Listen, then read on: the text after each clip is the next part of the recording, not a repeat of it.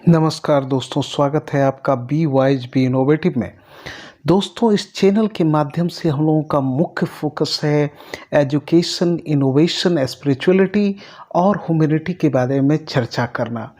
और अभी हम लोग जो चर्चा कर रहे हैं वो एजुकेशन के संबंध में है।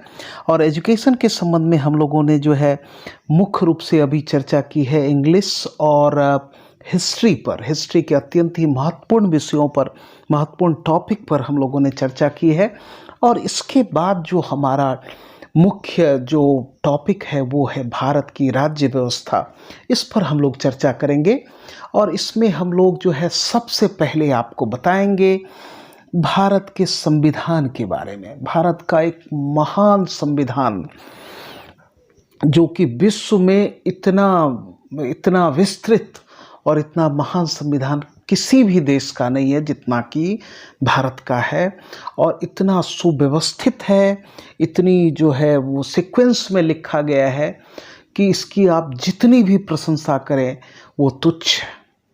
तो इसमें जो है सबसे सराहनीय योगदान अगर भारतीय संविधान के निर्माण में किसी एक व्यक्ति का रहा, जिन्हें कि भारतीय संविधान का पिता और आधुनिक मनु भी कहा जाता है, तो वो जो है हमारे बाबा साहब अम्बेडकर हैं। और उनके जो है ड्राफ्टिंग कमेटी के अध्यक्ष होने के नाते उन्होंने संपूर्ण संविधान को ड्राफ्ट किया और एक बहुत ही विस्तृत सुव्यवस्थित संविधान का निर्माण किया। और इनकी जो अभी तक इस संविधान की सबसे खास बात यह है कि हमारे स्वतंत्रता और गणतंत्र के इतने वर्षों के बावजूद भी अभी हम लोग स्वतंत्रता का अमृत महोत्सव मना रहे हैं। इतने वर्षों के बावजूद भी हमारी राष्ट्र की सुव्यवस्थित व्यवस्था जो है, राज व्यवस्था जो है, वो सुदृढ़ तरीके से चल रही है। ये हमारे संविधान की महिमा है, संविधान की जो है खासियत है और संविधान की उपलब्धि है। तो दोस्तों, हम लोग आज जो है संविधान के बारे में चर्चा करेंगे। और संविधान में सबसे महत्वपूर्ण जो है हमारा वो है आपका इसमें सबसे महत्वपूर्ण 22 भागों की चर्चा करेंगे। संविधान के 22 भागों की चर्चा करेंगे। संविधान में, हमारे संविधान में 22 भाग और 395 अनुच्छेद हैं। और जितने भी संविधान संशोधन हुए हैं वो सब इन्हीं अनुच्छेदों के बीच में ही हुए हैं। इसलिए हमारा अनुच्छेद की संख्या जो है अभी भी वो 395 ही है। तो हम लोग आज जो है देखेंगे कि किस प्रकार भाग 1 से लेकर के भाग 22 तक किन किन बातों का जिक्र किया गया है। संविधान को एक संक्षिप्त रूप में आपको संविधान को हम दिखाएंगे कि किन किन चीज़ों को का वर्णन जो है इसमें किया गया है। इसको एक बार यदि आप देख लें, इसको बार बार आप अगर प्रैक्टिस करें, इसको बार बार सुने, तो एक नज़र में आपको संविधान नज़र आएंगी। तो इसमें सबसे पहले हमारा भाग 1 है जिसमें कि संघ और उसके राज्य क्षेत्र के संबंध में वर्णन है। तो इसमें जो है भारत, दैट इज इंडिया, ये सब शुरुआत में जो है लिखा गया है। तो यहाँ से हमारी शुरुआत होती है। तो इसमें जो है उसके साथ ही साथ जो है भारत जो है राज्यों का संघ होगा। अनुच्छेद 3 में जो है राज्यों के निर्माण और उसके वर्तमान राज्यों के क्षेत्रों, सीमाओं या नामों में परिवर्तन जो है वो संसद के द्वारा हो सकती है। इन सब चीज़ों की चर्चा जो है इसमें की गई है। और इसके साथ ही साथ यदि हम लोग चर्चा करें तो भाग 2 में नागरिकता की चर्चा की गई है। नागरिकता अत्यंत ही महत्वपूर्ण है क्योंकि इसमें जो है बताया गया है कि 5 तरीकों से किस प्रकार नागरिकता प्राप्त की जा सकती है।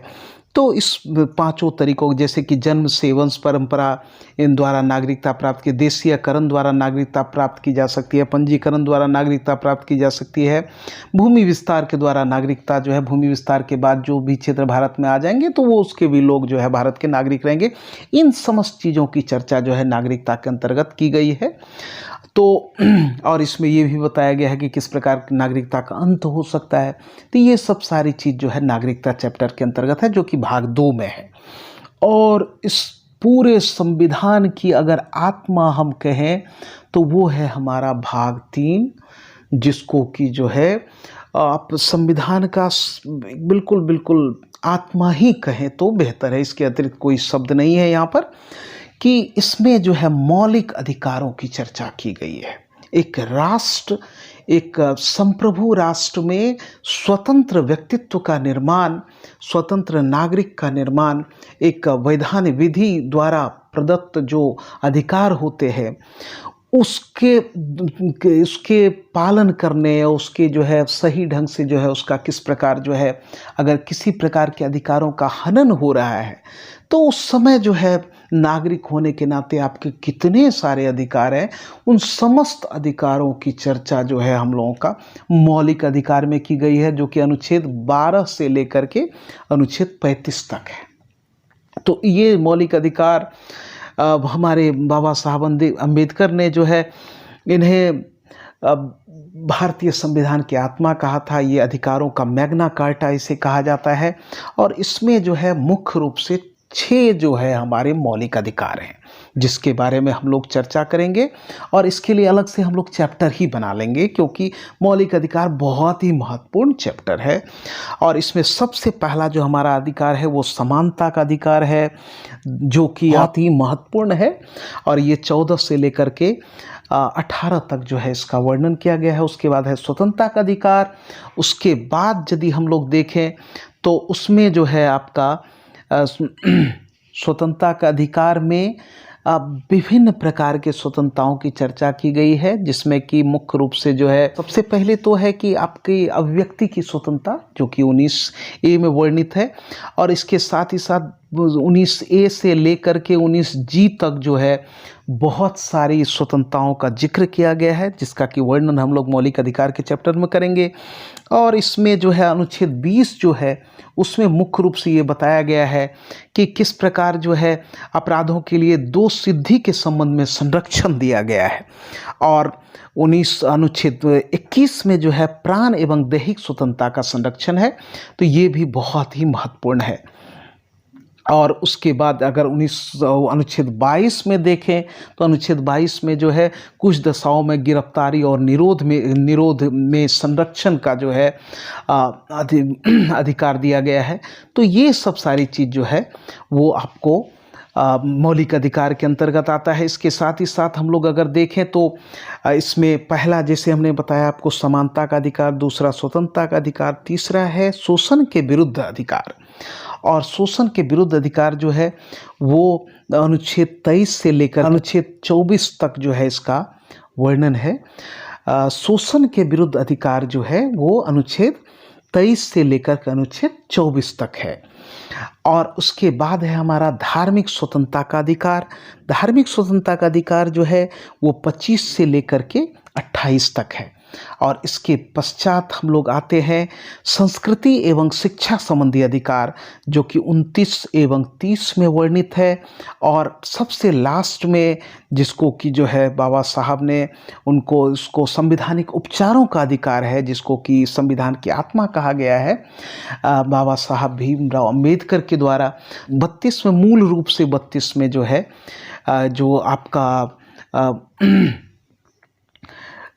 इसमें संवैधानिक उपचारों का अधिकार का चर्चा किया गया है, जिसमें बंदी, प्रत्यक्षीकरण, परमादेश, प्रतिषेध लेख, उत्प्रेषण और अधिकार परीक्षा इत्यादि के द्वारा जो है किस प्रकार जो है नागरिकों के अधिकारों की रक्षा की जा सकती है, उसकी चर्चा इसमें की गई है। तो दोस्तों इसके बाद हम लोग देखते हैं कि भाग 4 में जो हमारा वर्णित है वो है राज्य के नीति निर्देशक तत्व। राज्य की नीति के निर्देशक तत्व जो है, तो इसमें जो है मूल रूप से जैसे कि अधिकारों की चर्चा हम लोग मौलिक अधिकारों में की, लेकिन इसमें राज्य के दायित्वों के बारे में कहा गया है कि राज्य का क्या दायित्व होना चाहिए समाज के प्रति, व्यक्तियों के प्रति, राज्य के प्रति राज्य का क्या दायित्व होना चाहिए, उसके बारे में जो चर्चा है वो अनुच्छेद 36 से लेकर के अनुच्छेद 51 तक की गई है। ये जो है इसको न्यायालय में नहीं ले जाया जा सकता है, लेकिन इस पर सरकार के द्वारा जो है विधि इस पर सरकार के द्वारा कानून बनाई जा सकती है। तो एवं क्रम से हम देखते हैं कि अनुच्छेद 36 से 51 तक जो है अत्यंत ही महत्वपूर्ण तथ्यों का जिक्र किया गया है, जो राज्य के नीति निर्देशक सिद्धांत कहलाते हैं। और इन सिद्धांतों के माध्यम से राज्य जो है वो अपने शासन का, अपने सामाजिक दायित्वों का, अपने राज्य के प्रति, अपने नागरिकों के प्रति अपने दायित्वों का निर्वहन करता है। तो इस प्रकार से जो है हमारा नीति निर्देशक तत्व जो है अत्यंत ही महत्वपूर्ण है। भाग 4 में ही जो है इसमें 51A में जो है मौलिक कर्तव्यों की चर्चा की गई है। और मौलिक कर्तव्य जो है वर्तमान में ये मौलिक कर्तव्य जो थे वो सरदार स्वर्ण सिंह समिति की अनुशंसा पर संविधान के 42वें संशोधन द्वारा जो है 1976 में इसको मौलिक कर्तव्य को जोड़ा गया था। और इसमें अब जो है कुल 11 कर्तव्य हैं, जिसमें सबसे लेटेस्ट जो है वो 11वां जो है हमारा वो है आपका 86वां संशोधन, जिसमें कि माता पिता एवं संरक्षक द्वारा जो है 6 से 14 वर्ष तक के बच्चों हेतु जो है प्राथमिक शिक्षा प्रदान करना, इससे संबंधित चर्चा की गई है। तो इसके बाद हम लोग देखते हैं कि किस प्रकार जो है ये हमारा महत्वपूर्ण जो संविधान का भाग है, तीसरा और चौथा भाग। उसके बाद हमारा 5वां भाग है, ये संघ की संरचना को बताता है। संघ की संरचना में आपका सब कुछ आता है। संघ से संबंधित, केंद्र सरकार से संबंधित जितने भी पदस्थापन है वो सारे जो है इसमें आते हैं। वहाँ से हम शुरू करें तो संसद से लेकर के उसके बाद जो है आपका राष्ट्रपति, फिर उपराष्ट्रपति, फिर जो है प्रधानमंत्री। तो जैसे कि आप देखें कि राष्ट्रपति की चर्चा जो है अनुच्छेद 52 में की गई है। और उसके बाद उनके अधिकार, कर्तव्यों, उनके आपातकालीन जो है अधिकारों की चर्चा की गई है। और उसके बाद जो है हम लोगों का उसके बाद आता है उपराष्ट्रपति, जिसकी चर्चा अनुच्छेद 63 में की गई है। अनुच्छेद 63 में उसके बाद जो है राष्ट्रपति के जो पदावधि और उसकी किस प्रकार से नियुक्ति है, ये सब सारी चर्चाएं जो है उपराष्ट्रपति के संदर्भ में की गई है। और उसके बाद जो हमारा प्रधानमंत्री और मंत्रिपरिषद की चर्चा जो है वो अनुच्छेद 74 में की गई है।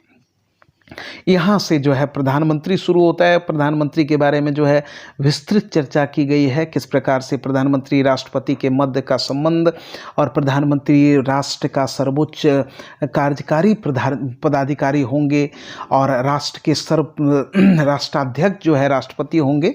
इस प्रकार की चर्चा जो है ये आपको भाग 5 में की गई है संघ की संरचना के अंतर्गत। और उसके बाद जो है हमारा फिर भारतीय संसद है। फिर भारतीय संसद में आपका राज्यसभा आता है। राज्यसभा में की संरचना जो है अनुच्छेद 80 के अंतर्गत उसका वर्णन किया गया है। और राज्यसभा में जो है सभापति और उपसभापति होंगे, उसकी चर्चा जो है अनुच्छेद 89 के अंतर्गत की गई है।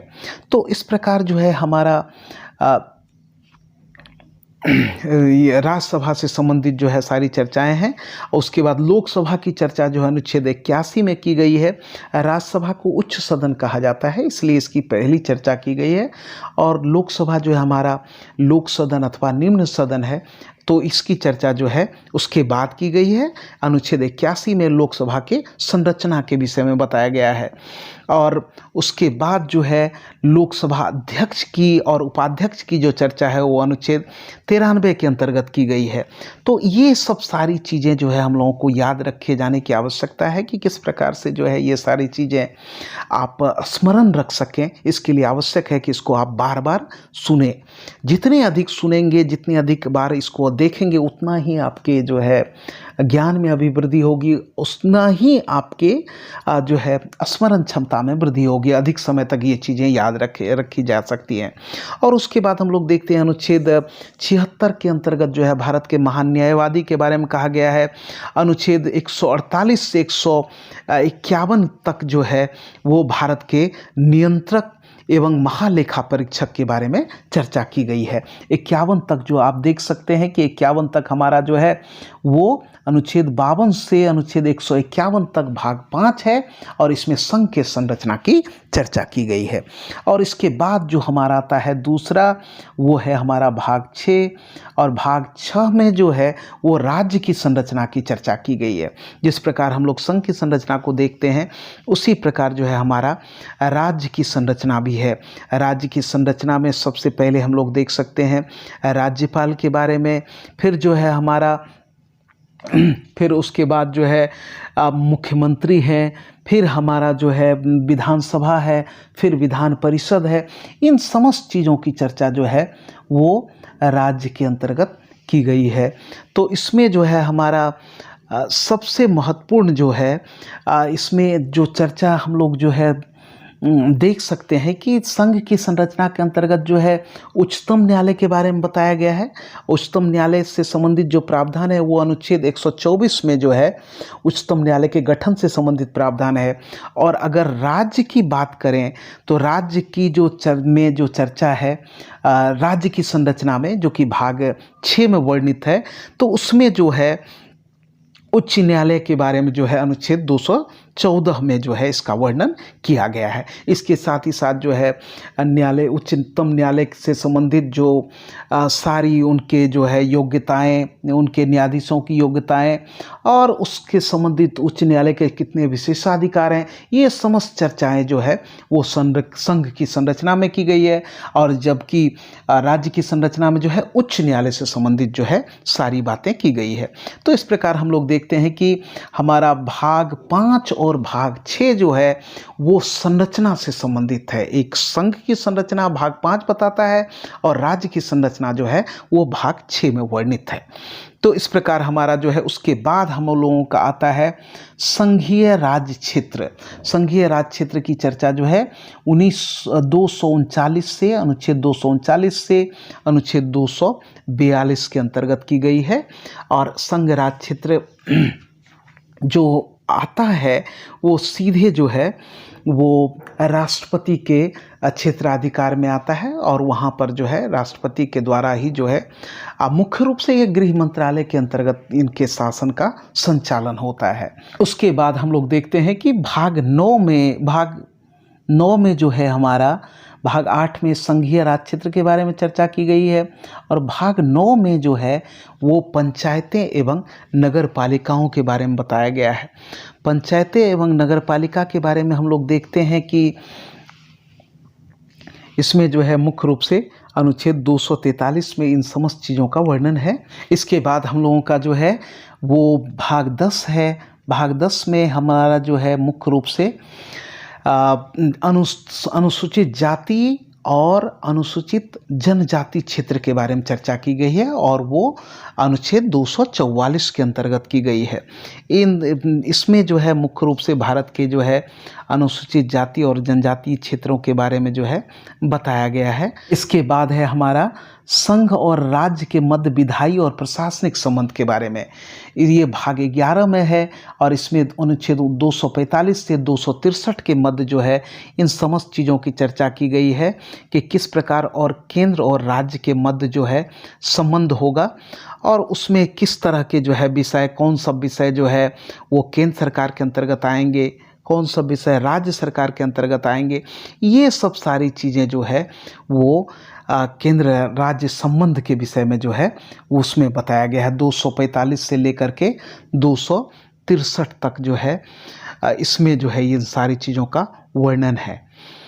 तो उसके बाद हम लोग देखते हैं कि इसके बाद हमारा है भाग 12। भाग 12 में जो है वित्त व राजस्व संपत्ति से संबंधित चर्चा की गई है, जो कि 264 से लेकर के 264 से लेकर के अनुच्छेद 300 तक जो है इसका वर्णन किया गया है।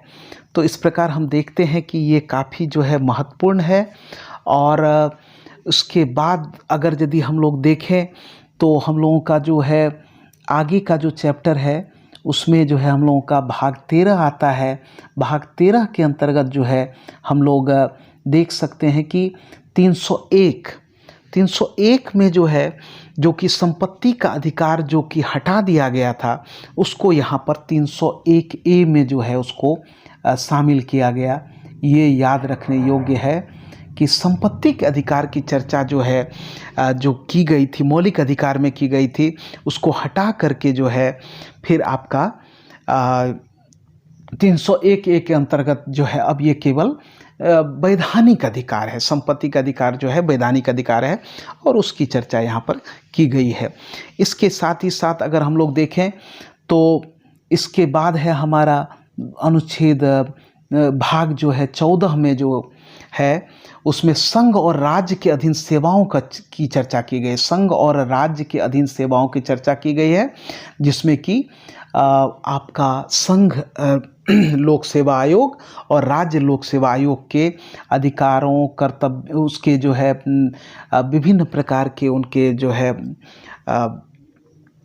अधिकारों की, उसके गठन की, उसके सदस्यों की और उनका किस प्रकार से जो है कार्यक्षेत्र होगा, इसकी समस्त चर्चा जो है वो संघ और राज्य के अधीन सेवाओं के अंतर्गत भाग 14 में की गई है।